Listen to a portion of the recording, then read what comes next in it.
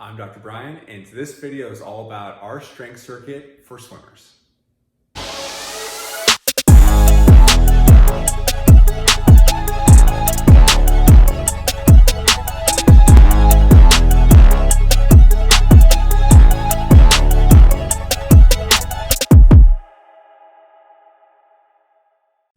All right, so in this strength circuit for swimmers, there's going to be 6 different movements that we're going to try to cover.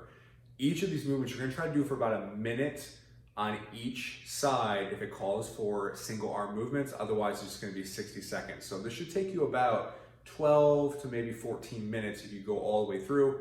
There's a couple of these movements that you need to skip, then go ahead and skip them. I'm going to show the main movement, and I'm also going to show the progression you can do with the band. So let's go through those now. All right, so the first movement is going to be an overhead band press. So what you're going to need is a very light band or even something like a belt, just something where you can hold your arms in place. What we're trying to do with this is we're trying to just get our arms in a good position as if we're doing like a dumbbell press with our thumbs backwards. We're going to really just kind of lock our shoulder blades down. So once my shoulder blades are engaged, I'm just going to push them down gently, and then I'm going to press up overhead. So the idea is I'm keeping all that tension in my shoulder blades and I'm not letting my arms chicken wing out. I'm making sure I'm engaged and I'm driving straight up, making those muscles in those shoulder blade areas do all the work. So you shouldn't feel in the traps, you shouldn't feel it out in the shoulders. That's step one. The progression of that is going to be the single arm press version of this. And all we're going to do is have one arm at your side, and then from here you're going to go into that same pressing motion, but just with one arm.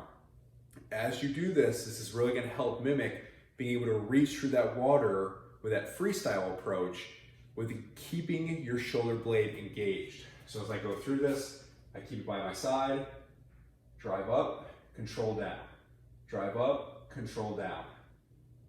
That's what we're looking for. As you're doing this, really make sure you keep that ab tension as well. That's what we're going to do for the overhead banding press. Next drill is going to be a side-lying leg raise. Very simple drill, but can be very effective.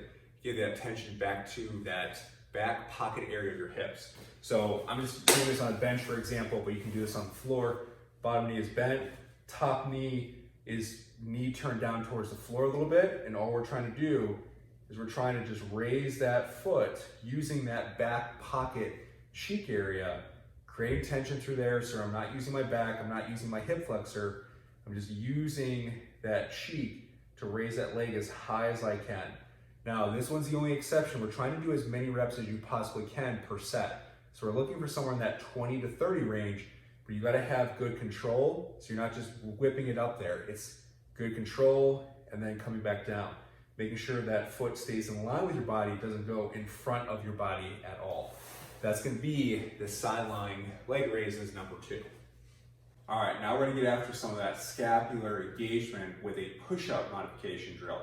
So what we're gonna do is we're gonna do a push-up to a bench or to a heightened surface. Something about a bench height is perfect, so a bench, chair, couch, something like that.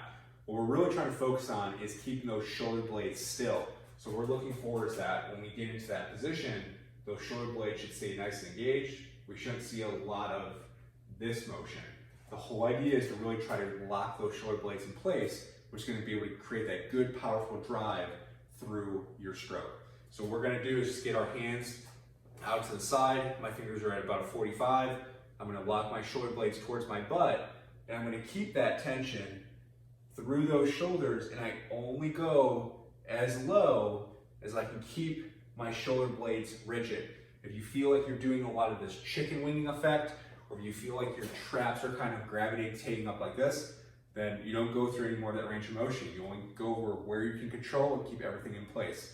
Sometimes you gotta start and maybe very limited range of motion, but as you get stronger, you'll get better and better. It's gonna really make a difference in the pool. So that's gonna be the push-up variation. Variation we do for about 60 seconds. All right, so the next drill is gonna be banded side steps. Now with this side step drill, we're trying not to just step, as we're trying to really drive off that back leg. So I like a better, longer band. If you have a shorter band, put it on your knees, that's fine too. But essentially what we're trying to do is get that foot band underneath our feet.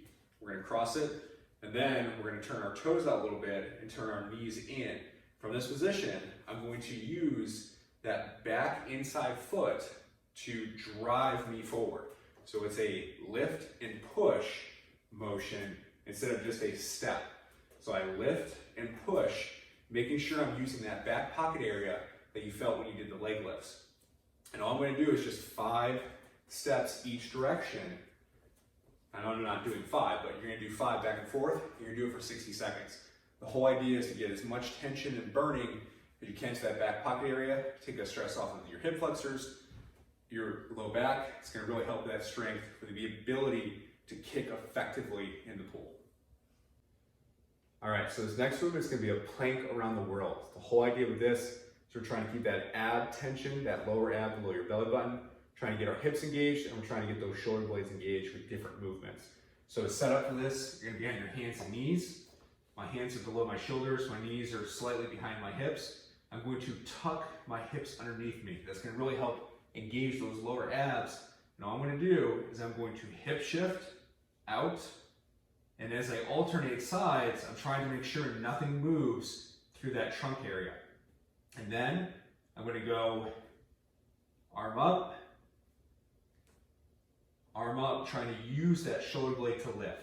So to see from the front, I'm engaged, lift, lift, arm up, arm up. The whole idea is you're really trying to keep that ab tension as much as you possibly can. Now, as it gets easier, especially after 60 seconds, if you're doing it consistently for that time frame, you can use a band to make it a little bit more challenging. So the band just goes right around your knees. You're just going to hold it right in your thumbs. And all we're doing with this is we're going to get in that good position again. Then same thing, out to the side, out to the side, lift, and lift. Now your arms may not go as high, but it's definitely going to be more of a challenge, which is going to really help engage more of those shoulder blades. This is going to be your plank around the world. All right, so the last one is going to be a roll from prone to supine using your arms. Now, this one is meant to really get that engagement of your shoulder blades again and really try to keep that stiffness through that ab area. So we're trying to make sure that you stay nice and stiff and rigid through your spine and through your pelvis as you do this. So you're gonna set up on your stomach, and just you can use a pillow or something for your head.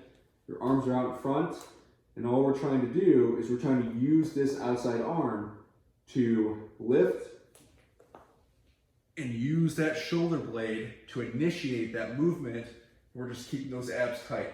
You don't have to roll all the way over. We're just rolling enough to use that shoulder blade to initiate the movement. So I'm just lift up, stay tight. You can use your toe a little bit to help you push, but the main objective of what we're using is that shoulder blade and those abs. You just come back down, lift, and you just stay tight. That's really going to help create that good core position. It's going to keep that good shoulder blade engagement as well. And you're just going to do 60 seconds of this, just alternating. So you just go right side and then right to that left side. So just alternating back and forth for 60 seconds. It's going to finish up those 6 movements for the strength. All right, guys, so that finishes up our strength training circuit for swimmers. It goes over the 6 movements that we're looking to try to perform for about 60 seconds a piece, except for the hip sideline one, or sideline hip leg lift one.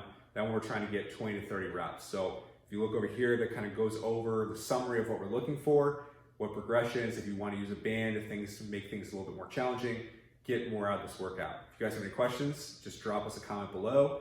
Let us know, please. If you like our stuff, share it, follow our page, and look for us on Facebook and Instagram as well. Thanks for checking us out, and we'll see you guys next time.